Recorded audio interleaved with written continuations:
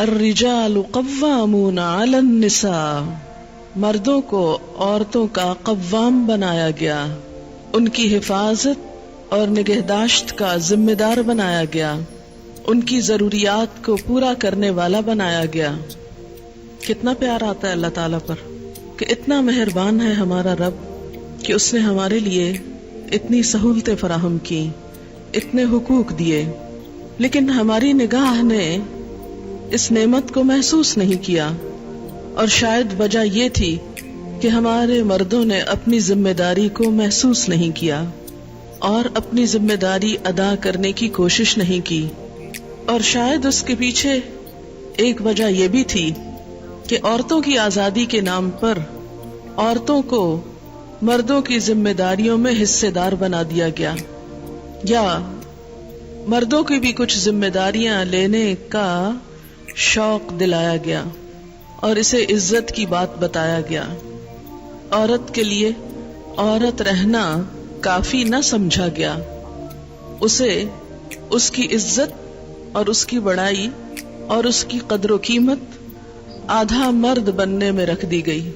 پورا تو بن نہیں سکتی نا، کیونکہ عورت جو ہے، لیکن عورت ہوتے ہوئے اسے مردوں والے کام بھی دے دیے گئے، اور جھانسا یہ دیا گیا کہ اس طرح تم زیادہ کانفیڈنٹ، انڈیپینڈنٹ اور زیادہ اہم ہو جاؤ گی۔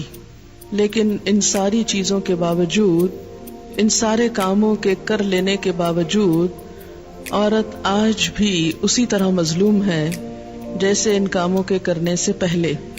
اور اس کی بنیادی وجہ یہ ہے کہ کسی بھی معاشرے میں جب خدا کا خوف نہ ہو، اپنی ذمہ داریوں کا احساس نہ ہو، اور اس بات کا احساس نہ ہو کہ اللہ کے ہاں پوچھ ہوگی اگر ہم نے اپنی ذمہ داری پوری نہ کی یا دوسرے کو ناجائز طور پر دبایا اور اس پر ظلم کیا، تو ہمیں خدا کے ہاں جواب دینا ہوگا، ہماری پکڑ ہوگی۔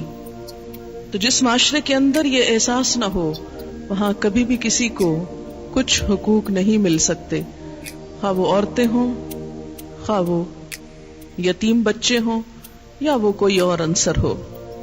ایک گھر کی کنگڈم میں اللہ نے مرد کو قوام بنایا کہ تم گھر والوں کی، اپنی اہل و عیال کی ضروریات پوری کرو۔ الرجال قوامون علی النساء، مرد قوام ہیں عورتوں پر۔ یہ آیت عورتوں کو اپنی آزادی میں خلل ڈالتی نظر آتی، اس لیے بہت ناراض ہوتی۔ وہ ناراضگی اور بڑھ جاتی ہے جب اردو ترجموں میں وہ قوام کا ترجمہ حاکم پڑھتے ہیں۔ یہاں بیسیکلی خاندان کو ایک چھوٹی سی سلطنت سے تعبیر کیا جا رہا ہے کہ گھر کی دنیا ایک چھوٹی سی کنگڈم ہے، اس کنگڈم میں اس کو چلانے کی ذمہ داری مرد پر ہے۔ قوام ذمہ داری کی طرف اشارہ ہے، قوام کہہ کر ذمہ دار بنایا گیا۔ اب آپ دیکھیں کہ ذمہ داری لینا اور ذمہ داری ادا کرنا کوئی آسان کام نہیں۔ اگر عورت کو اس بوجھ سے نجات دی گئی اور اسے ایک شہزادی کا درجہ دیا گیا کہ ایک شخص اس کے لیے سارا انتظام کر کے رکھے اور وہ سب کچھ استعمال کرے موج سے گھر میں بیٹھ کر، تو اس میں ناراضگی کی کیا بات ہے؟ اس میں پریشانی کی کیا بات ہے؟ اس میں غضبناک ہونے کی کیا بات ہے؟ اللہ تعالیٰ نے تو عورت کو اعزاز بخشا ہے گھر کی ملکہ بنا کر۔ اس میں عزت کی کیا بات تھی کہ عورت کو کہا جاتا بچے بھی پیدا کرو اور کما کے بھی لاؤ؟ اور اس کو کیا ایکویلٹی کا نام دیا جا سکتا ہے کہ اس پہ 2 کام ڈال دیے جائیں؟ کیا یہ کہا جاتا کہ عورت گھر بھی سنبھالے اور باہر بھی سنبھالے اور مرد گھر میں بیٹھ کے آرام سے کھائے؟ تو پھر کیا یہ خوشی کی بات تھی عورت کے لیے؟ نہیں۔ جب مرد کو اللہ نے قوام بنایا تو دراصل اس پر ذمہ داری ڈالی۔ اب آپ دیکھیں کہ آپ یہ کہتے کہ اچھا دونوں کو ہی قوام بنا دیا جاتا تاکہ ایکویلٹی ہو جاتی، تو کسی بھی چیز میں اگر 2 لوگ ایکولی رسپانسبل ہو جائیں تو وہ کام کبھی بھی نہیں ہو پاتا۔ ہر شخص ذمہ داری دوسرے پہ ڈال دیتا ہے کہ تم بھی تو میرے ہی جیسے ہو، تم کر لو، وہ کہے تم کر لو۔ اگر کہا جاتا یہ کہنے کی بجائے الرجال قوامون علی النساء کی بجائے کہا جاتا الرجال والنساء قوامون بعضهم علی بعض، کہ دونوں ہی ایک دوسرے پہ قوام ہیں تو نتیجہ کیا نکلتا؟ یعنی ہمارا دماغ تو یہ کہتا ہے نا کہ ایسا ہونا چاہیے تھا، پھر انصاف تھا، انصاف تو ہو جاتا، لیکن ایسے انصاف کا نتیجہ کیا نکلتا؟ حقیقت میں انصاف نہیں ہے، لیکن ہمیں انصاف نظر آ رہا ہے۔ وہ ایک الفاظ تو ایسے ہوتے کہ جس سے ہم خوش ہو جاتے، عورتیں خوش ہو جاتی، واہ ہمیں بھی مرد کے برابر کہا گیا، مرد جیسی ذمہ داری دی گئی، مرد جتنا بوجھ ڈالا گیا، اب ہم خوش ہیں۔ اللہ نے یہ ظلم نہیں کیا عورت کے ساتھ۔ گھر کی ایک کنگڈم میں ایک شخص کو ذمہ دار بنایا۔ کسی ملک میں اگر 2 لوگوں کو وزیر اعظم بنا دیا جائے، آپ کے ملک میں کچھ گھنٹے ایسے گزرے تھے کہ 2 لوگ برابر شمار ہو رہے تھے، معلوم نہیں تھا کہ اب کس طرف بات پلٹتی ہے، تو کیا حال تھا؟ جو لوگ اس حقیقت سے واقف تھے، ان چند لمحوں میں کس قدر فساد اور خون ریزی کا خطرہ تھا۔ اگر کسی بس کے اندر 2 ڈرائیور بیٹھ جائیں ایک ہی سیٹ کے اوپر، تو وہ کہاں لے جائیں ان سارے پیسنجرز کو؟ ایک کشتی کے 2 ملاح بن جائیں تو نتیجہ کیا ہو؟ سب کو ڈبو دیں۔ ایک سکول کے اندر بیک وقت 2 ہیڈ مسٹریس ایک آفس کو سنبھالیں، ایک ہی سیٹ پر 2 کو بیٹھنا ہو۔ میوزیکل چیئر میں دیکھا ہوگا نا بعض کہ 2 لوگ ایک کرسی پہ جھگڑ رہے ہوتے ہیں تو کیا ہوتا ہے؟ ایک کو گرنا پڑتا ہے۔ کسی بھی ادارے کے انتظام کو چلانے کے لیے ایک ہی شخص کو ذمہ دار ہونا پڑتا ہے اور باقی اس کے ماتحت کام کرتے ہیں۔ لیکن ہم کسی اور ادارے میں تو اس ناراضگی کا اظہار نہیں کرتے، گھر کی دنیا میں ہم ناراض ہونے لگتے ہیں کہ ایسا کیوں کیا گیا، حالانکہ یہ ایک انتظامی ضرورت تھی۔ الرجال قوامون علی النساء بما فضل اللہ بعضهم علی بعض۔ یہاں وجہ بتائی جا رہی ہے کہ مرد کو قوام کیوں بنایا گیا۔ کیا وجہ ہے؟